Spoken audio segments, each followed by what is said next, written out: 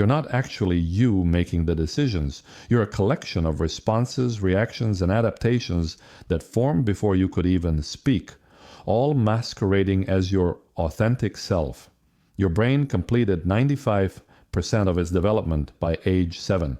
Every personal preference, every natural tendency, every fear and desire was programmed during a time when you couldn't critically evaluate anything.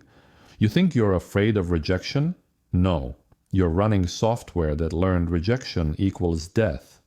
You think you crave success? No.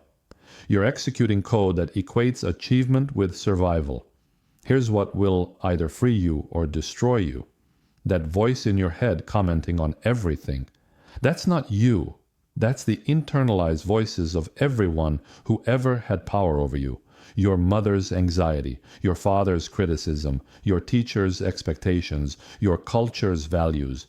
The most sophisticated prison isn't made of bars. It's made of identity.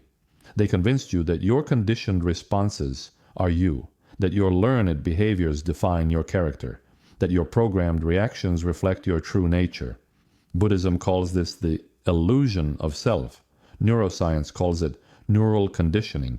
Psychology calls it learned helplessness. The name doesn't matter. The result is the same. You're living as a character in someone else's story, believing it's your autobiography. Your nervous system doesn't distinguish between real threats and imagined ones. It responds to the stories you tell yourself as if they're absolute truth. I'm not good enough triggers the same stress response as a lion chasing you. I might fail activates the same survival mechanisms as actual danger. Here's the plot twist that will shatter everything. You were never broken. You were never inadequate. You were never anything other than pure awareness, wearing costumes of conditioning.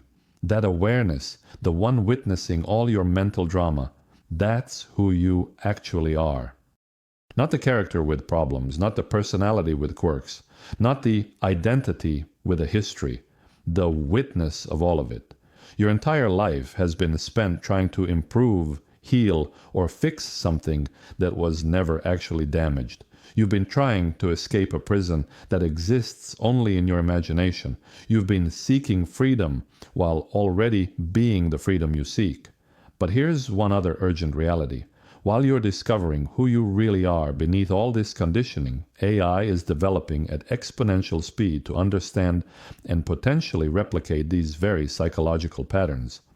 The future belongs to those who master both their authentic awareness and artificial intelligence. While machines learn to simulate human consciousness, you need to reclaim your real consciousness.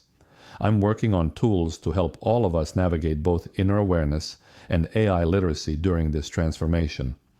Start with the free AI glossary I've provided, because understanding both your mind and artificial minds isn't optional anymore. Are you ready to question the fundamental assumption that you are who you think you are while preparing for an AI-integrated future?